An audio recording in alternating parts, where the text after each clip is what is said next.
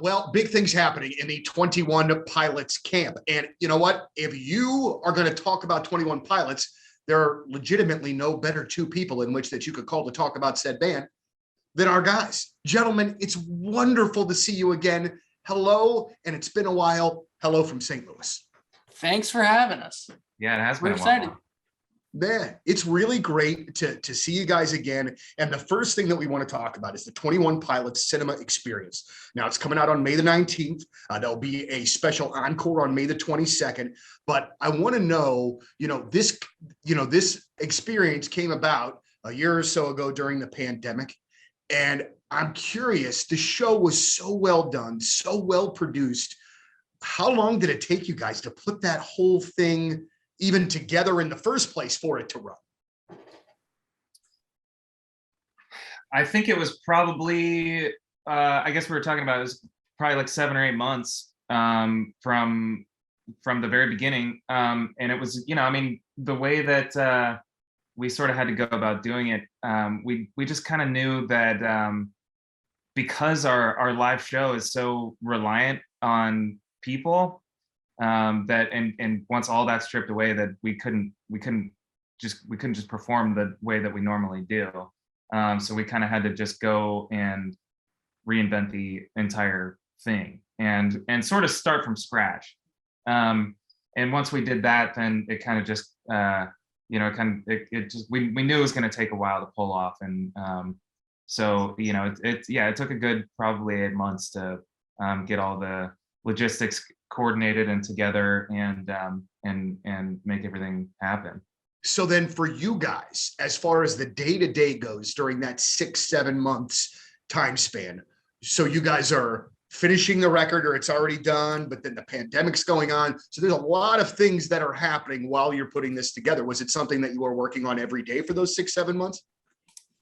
Yeah, pretty much. There was a lot of video conference calls and passing back and forth ideas, and looking back on it, I think it's still, I would say, is the hardest thing we've ever done. So, we released this last year with the release of our latest record, and it was a one-time thing, just live that evening. And we haven't really put it anywhere since. It hasn't lived anywhere else. And so we've been holding on to it.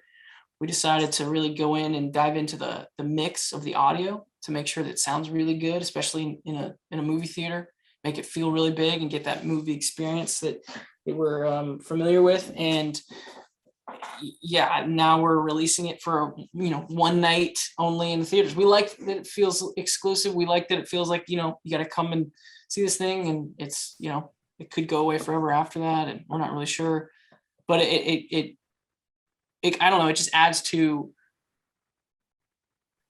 it feels like today, everyone, people feel like if you're going to create something, you want to try to spread it out as often and as far and as wide as possible. But there's something really powerful about being proud of what you make. I feel proud of this. I feel like this represents who I am. And when your security in what it is that you make is rooted there, then whether or not it gets, scattered all over the world, it becomes a secondary thing. Now, I get that that's something that as a band, it's been fortunate enough to be heard all over the world, and for our music to be scattered all over the world. It is really easy for me to say that, and I get that. But it is something that we learned in the process, that let's just make things that we're proud of. Let's make something that we stamp on and be like, I'm going to look back on that and be so proud that we put in that much work. And that's what this thing is. And, it's a one-time theatrical, release of this thing. And, Josh said this earlier. He was talking about how, we executed this live stream concert in front of no audience, and when we weren't able to have people come together.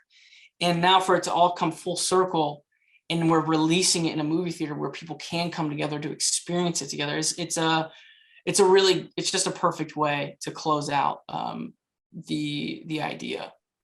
Well, that's good. I'd say it was just about, it might have been a little longer than this, but Oasis released a live concert film from like 1995, 1996 that was released in theaters for one night only a few months back. And it was the first time that I'd ever went to a theater to experience something like that. Oh my gosh, it was incredible. Liam Gallagher, first of all, was like 9 feet tall, but the way that the sound works, being able to hear it and see it all together, it was just amazing. So I'm really looking forward to seeing what you guys have done, because that to me was one of the best parts about the live stream, was the details, was the actors, was the cutaways.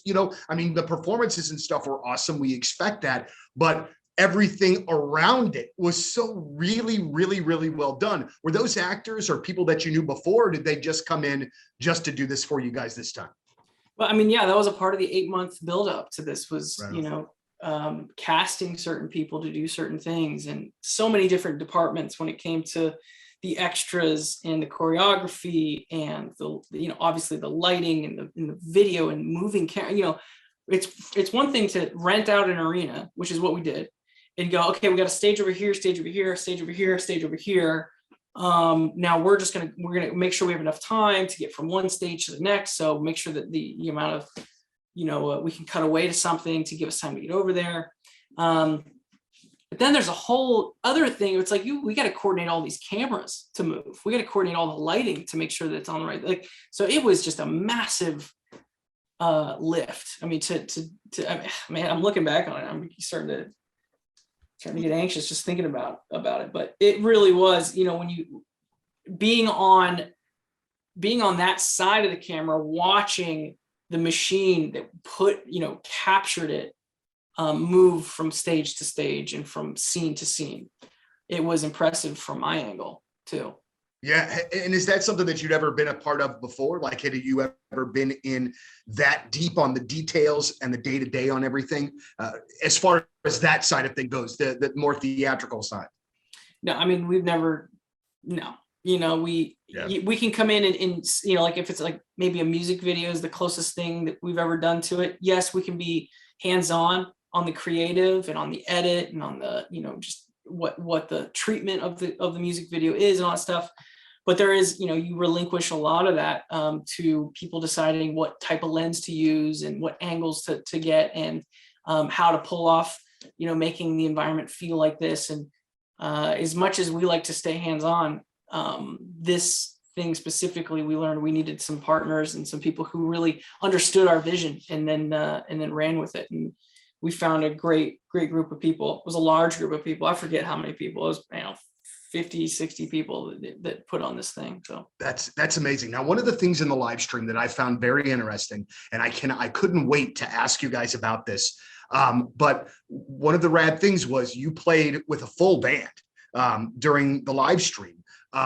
Is that something that you will take to the road with the Scaled and Icy tour? It's coming through here in September. Is that live band or that full band, is that going to be something that's going to be a part of the future with 21 Pilots? Yeah, so this last record, there's a lot of instrumentation and just the approach on some of the songs where we knew that we were going to incorporate some extra players. And so with that, the live stream experience, we introduced those extra players. And we've played some shows with them, and we are bringing them out with us. Now, that being said, I'm trying to see this from our fans' perspective, because I've been fans of bands and artists that have changed something about them that has left me feeling, I don't know, a bit alienated. And so I want to make sure we don't do that, because this is a 2-man band and we're not like adding band members. So, when Josh and I start these shows, it's just us two. We bring them out for certain songs and for certain times. And then, Josh and I always close out the show as well. So it is a really great balance, I think, of kind of a new approach of 21 Pilots, having extra players up there, but then a lot of what of us as well when you come to this show. So we're excited about it. I just really love that we're sitting here all of these years later after we met, when you guys were opening for Fun at the Stiefel Theater. Yeah. And I still remember the backflip off the piano. It was so quiet at that show that I heard your feet hit the stage. And I'm thinking back to those days. I'm like, Boy, that doesn't happen anymore. It's just amazing to see how you guys, that's so interesting. yeah, well, and it's so amazing to see you guys go. But then also what impresses me, and one of the reasons that I love you so much, is because how much pride you take in every aspect of 21 Pilots.